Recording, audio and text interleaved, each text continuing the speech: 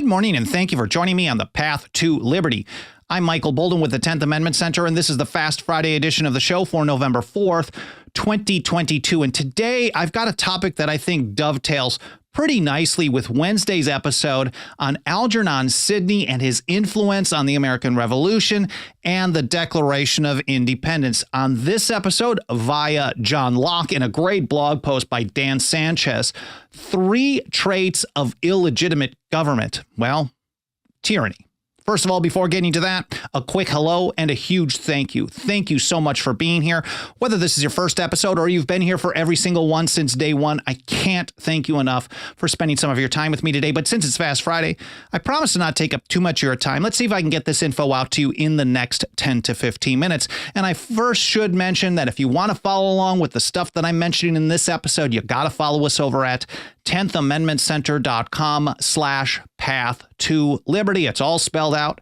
That's our show homepage. I publish a blog post for every episode about 1 to 2 hours after the live stream is done.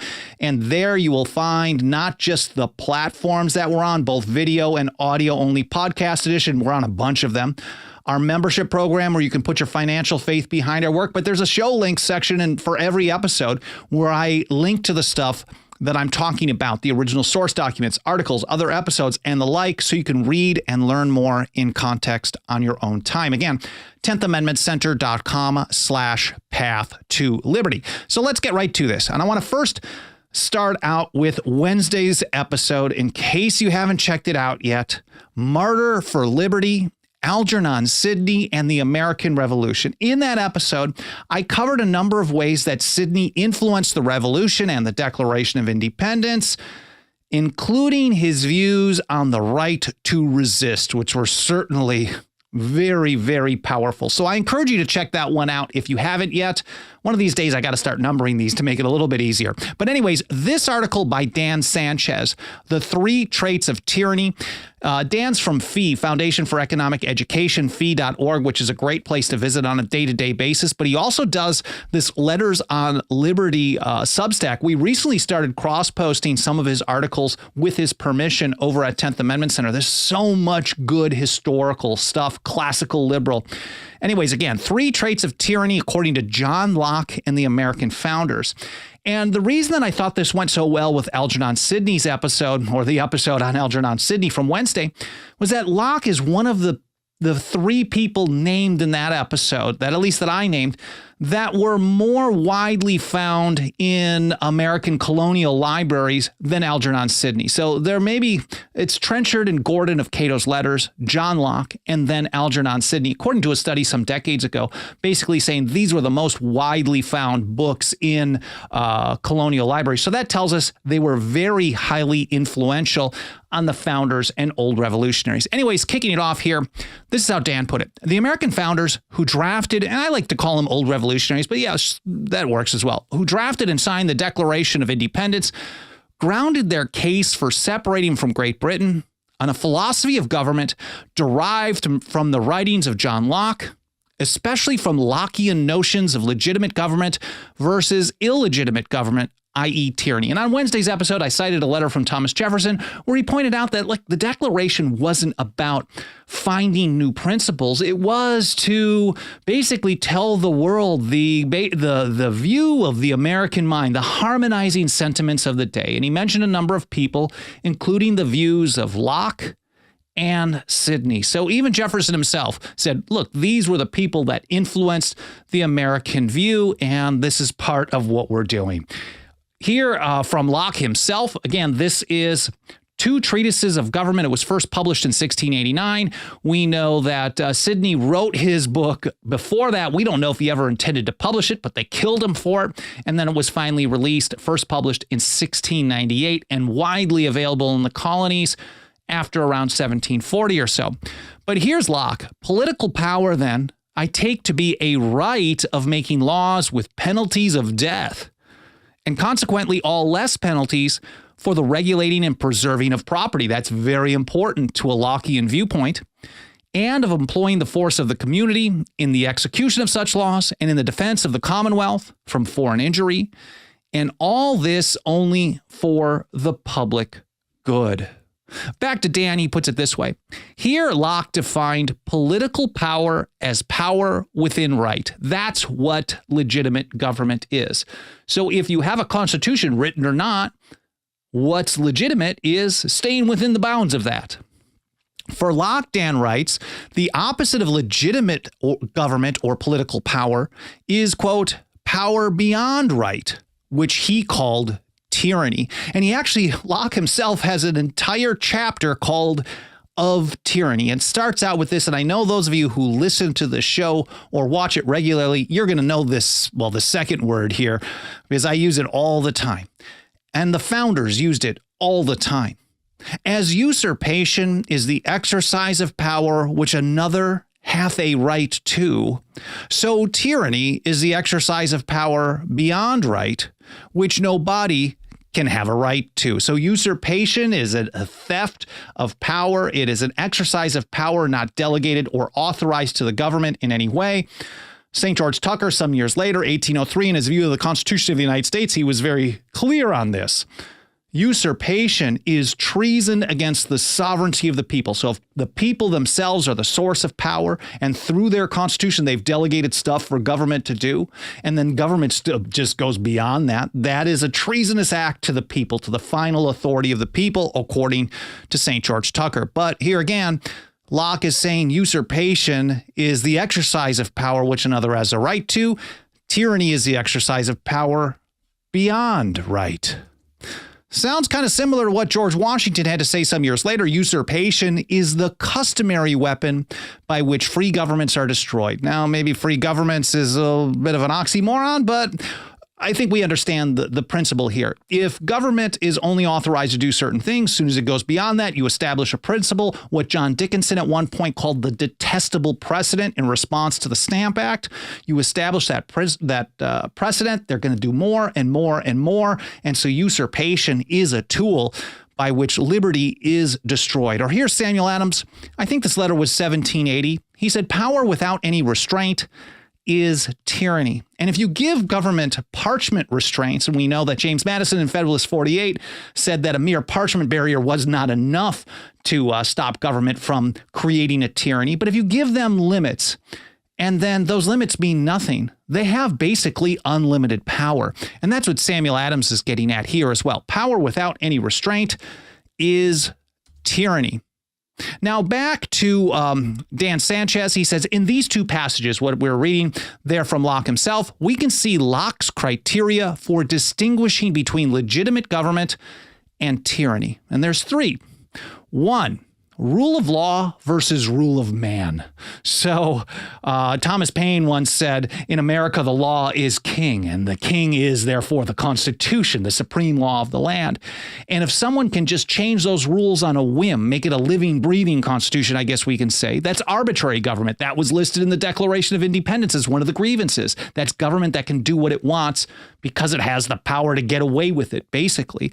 And that's how Dan describes it, I think, here as well. Legitimate government, and he's also interspersing some quotes from Locke here as well. Legitimate government involves making laws and the execution of such laws. Tyranny is when the governor, however entitled, makes not the law, but his will the rule.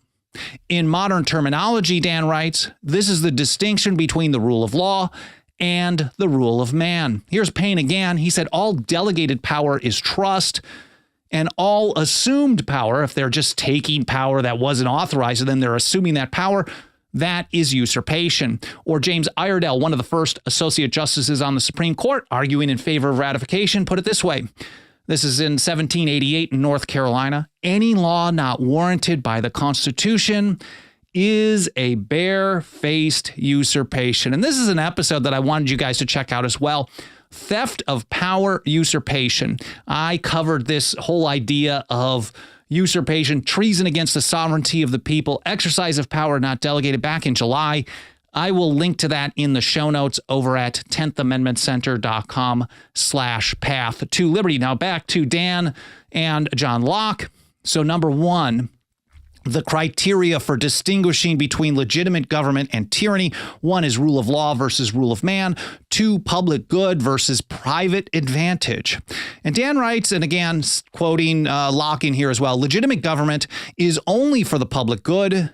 Tyranny is the use of power, not for the good of those who are under it, but for his own private, separate advantage. So the more power that people have, the more likely they are to abuse it, the more corruption that you're going to have. And of course, if we're also thinking, just as a quick aside, I know a lot of people can twist this whole public good thing, kind of like general welfare.